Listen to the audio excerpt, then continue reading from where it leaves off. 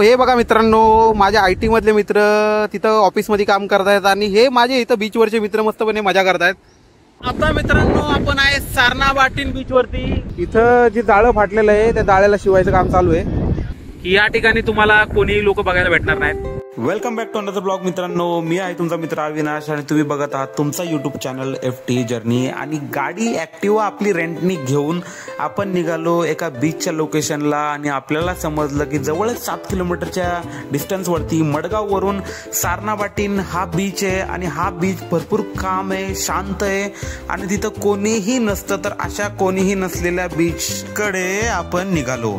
तर आजूबाजूचा नजारा तर एक नंबर होता। नारळाची झाडी, निळा आकाश आणि आजूबाजूच्या गोष्टी बघत बघत फायनली आपण 7 किलोमीटरचा डिस्टन्स कंप्लीट करून ह्या बीच वरती पोहोचलो।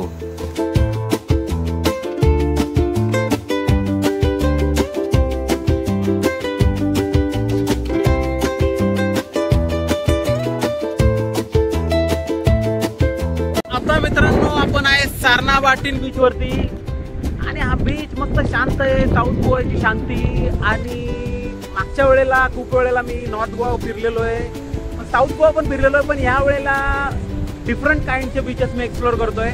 आणि जो मडगाव आहे, मडगावपासून फक्त 7 किलोमीटरवरती हा बीच आहे, आयसोलेटेड बीच आहे। या बीचवरती कोण नाहीये आणि बॅक साईडला तुम्ही बघताय मस्तपैकी समुद्र आहे आणि मस्त शांती इथं। हे बघा मित्रांनो, माझ्या IT मधले मित्र तिथं ऑफिसमध्ये काम करतायत आणि हे माझे इथं बीचवरचे मित्र मस्तपणे मजा करतायत। या लोकेशनला काय लोकेशन आहे बघा मस्तपैकी, आणि इथं आल्यानंतर मजा ही वेगळीच आहे।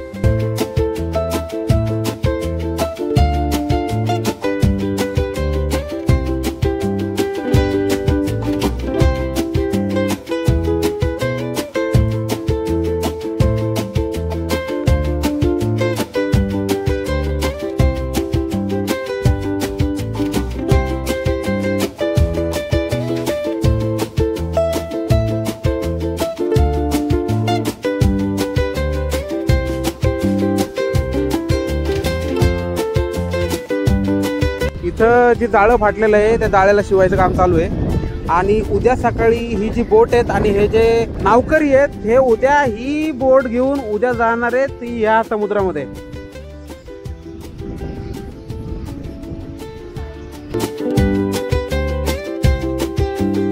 तर शांतपणा आणि साऊथच्या बीचेसला याचा आस मजा राहते की या ठिकाणी तुम्हाला कोणीही लोक बघायला भेटणार नाहीत। इथं मस्तपैकी तुम्ही आजूबाजूला उगवलेली फुलं, समोर मस्त असा समुद्र, समुद्राचा आवाज आणि वर नारळाचं झाड आणि त्याच्यानंतर ही हलणारी ढगं।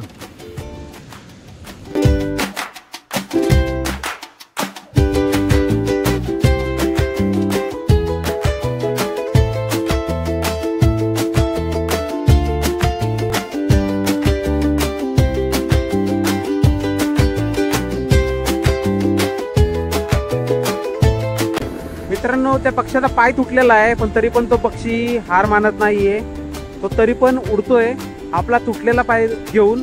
ह्याच्यावरनं निसर्ग आपल्याला हे सांगतो की बाबा आपली परिस्थिती काही जरी असली तरी आपल्याला उडणं हे सोडायचं नाहीये।